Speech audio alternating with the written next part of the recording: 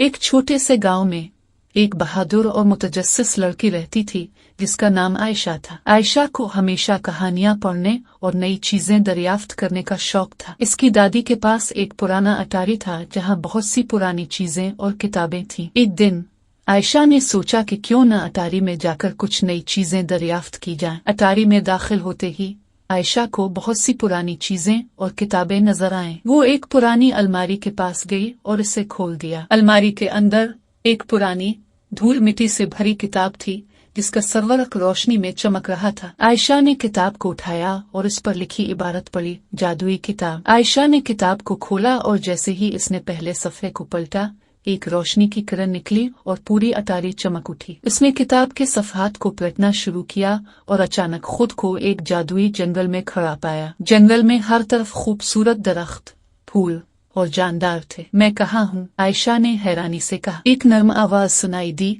खुश आमदीद आयशा, मैं लियोरा हूँ, जादुई किताब की मुहाफिज। आयशा ने देखा कि एक खूबसूरत परी इसके सामने खड़ी है। परी ने कहा, तुम्हें एक जादुई सफर पर रवाना होने के लिए मुंतखब किया गया है। तुम्हें 3 मिशन मुकम्मल करने होंगे। हर मिशन तुम्हारी बहादुरी, दानिशमंदी और मेहरबानी को आजमाएगा। आयशा ने बहादुरी से सर हिलाया और अपने पहले मिशन की तरफ बढ़ गई। पहले मिशन में आयशा को एक नायाब चमकती हुई क्रिस्टल हासिल करना था जो सरगोशियों की गार में छुपा हुआ था। गार में दाखिल होते ही उसे अजीब और गरीब आवाजें सुनाई देने लगी, मगर उसने अपने खौफ पर काबू पाया और आगे बढ़ने लगी। गार के अंदर उसने देखा कि एक बड़ा ड्रैगन क्रिस्टल की हिफाजत कर रहा है। आयशा ने सोचा कि कैसे ड्रैगन से बचा जाए। अचानक इसे लियोरा की आवाज सुनाई दी, इस अक्सदार ढाल को इस्तेमाल करो। आयशा ने ढाल को उठाया और उसे ड्रैगन की तरफ रखा। ड्रैगन का अक्स ढाल में पड़ते ही वो खौफजदा होकर पीछे हट गया और आयशा ने क्रिस्टल को हासिल कर लिया। दूसरे मिशन में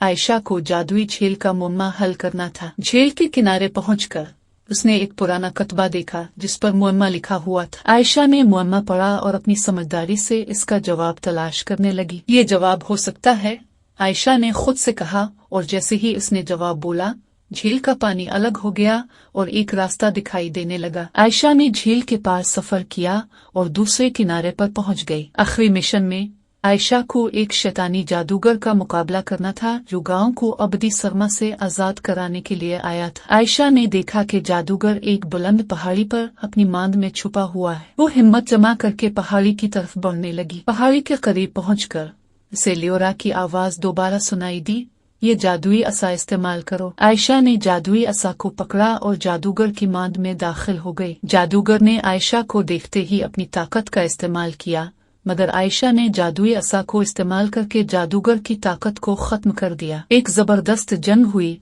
मगर आयशा की बहादुरी और जादुई असा की ताकत ने जादूगर को शिकस्त दी और गांव को अबदी सरमा से आजाद कर दिया। लियोरा ने मुस्कुराते हुए कहा, तुमने खुद को काबिल साबित किया है आयशा, तुम्हारा शुक्रिया। आयशा ने फख्र से जवाब दिया, ये मेरी खुशकिस्मती थी कि मैं यहाँ आई और आपकी मदद कर सकी। लियोरा ने आयशा को वापस इसकी दुनिया में पहुँचाया और कहा, हमेशा याद रखो, ये जादुई किताब हमेशा तुम्हारे साथ रहेगी। आयशा वापस अपनी दादी के अटारी में आ गई।